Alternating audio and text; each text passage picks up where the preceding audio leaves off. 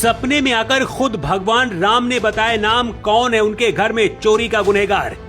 न योगी को खबर न मोदी को अंदाजा, बागेश्वर बाबा ने कर दिया सबसे बड़ा खुलासा। बाबा बागेश्वर ने निकाली राम मंदिर में चोरों की पर्ची, इंडोनेशिया से किया बड़ा ऐलान। भगवान राम के घर पर चोरी हुई, अगर भगवान राम ही सोची खुद सपने में आकर चोरी करने वालों के नाम बताए और वो जगह भी बताए जहां पर खजाना और पैसा रखा गया, ऐसे सवाल भक्तों के मन में आते हैं। पूरे देश का ध्यान चंपत राय पर लगा हुआ है। टिन्नू यादव से लेकर लौकुश तक करीब 1 दर्जन से ज्यादा लोग गिरफ्तार हो चुके हैं। लेकिन राम मंदिर में चोरी करने का असली मास्टरमाइंड कौन है, जिसके कहने पर इतनी बड़ी चोरी को अंजाम दिया गया? कई बार जो आप सोचते हैं उसका उल्टा होता है और कई बार जो दिखता है उसके पीछे की तस्वीरें कुछ और होती हैं। राम मंदिर में चोरी मामले में बाबा बागेश्वर ने ऐसी पर्ची खोली है जिसके बाद कई बड़े सवाल खड़े हो रहे हैं। आखिर वो कौन नाम है जिसकी वजह से बाबा बागेश्वर ने अपनी जान को खतरा बता दिया है, और बाबा बागेश्वर ने क्या खुलासा किया है, चलिए आपको बताते हैं।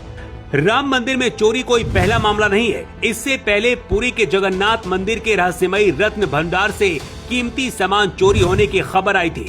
तब बताया गया था कि नकली चाबियां बनाकर खजाना को चोरी किया गया। इसी तरीके से आंध्र प्रदेश के तिरुपति बालाजी मंदिर में भी चोरी का मामला सामने आ चुका है। यहाँ भी चढ़ावे की गिनती करने वाला विभाग के कर्मचारी ही नोट और सोने के छोटे सिक्के अपने जूते और मोजों पर कपड़ों में छिपाकर ले जाते हुए पकड़े गए थे। इसी तरीके से सिद्धि विनायक मंदिर, केरल के पद्मनाभ स्वामी मंदिर में भी इसी तरीके का मामला सामने आ चुका है। इसके बाद भी राम मंदिर में इतनी बड़ी चोरी करने से प्रशासन और सरकार नहीं रोक पाई, लेकिन जिन कर्मचारियों पर कार्रवाई हुई उनमें से ज्यादातर सबसे निचले पायदान वाले हैं। भारी दबाव के बाद चंपत राय जैसे बड़े लोगों पर कार्रवाई हुई, लेकिन राम मंदिर जैसी जगह पर बिना किसी बड़े शख्स के हाथ के इतनी बड़ी चोरी कैसे हो सकती है?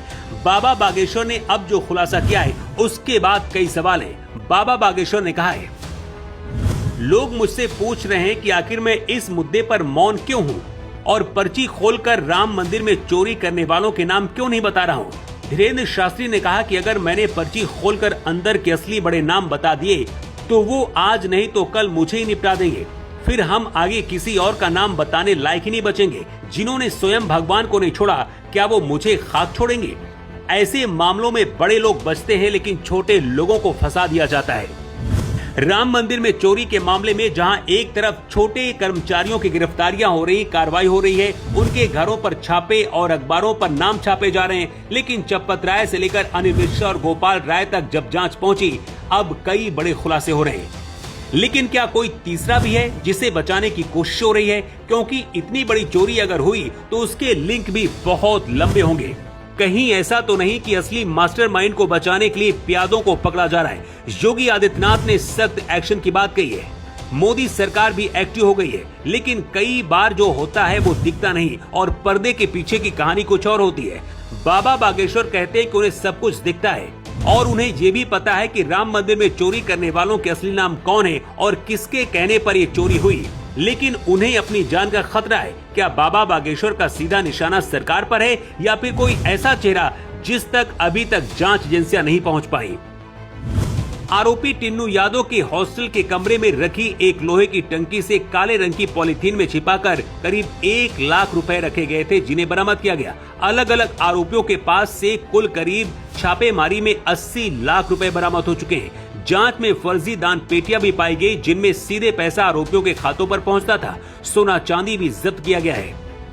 सीसीटीवी फुटेज सबसे बड़ा सबूत बने, लेकिन बाबा बागेश्वर ने जो बात कही, आखिर किसे बचाया जा रहा है और उन्हें नाम बताने और पर्ची खोलने के बाद किससे जान का खतरा है, जिसकी बात वो कर रहे हैं। चंपत राय और गोपाल राय सहित बड़े लोगों से अब पूछताछ एजेंसियां कर रही हैं। बहुत जल्द और भी कई नाम सामने आ सकते हैं, लेकिन बागेश्वर बाबा ने जो कहा उसे लेकर आप क्या कहना चाहेंगे?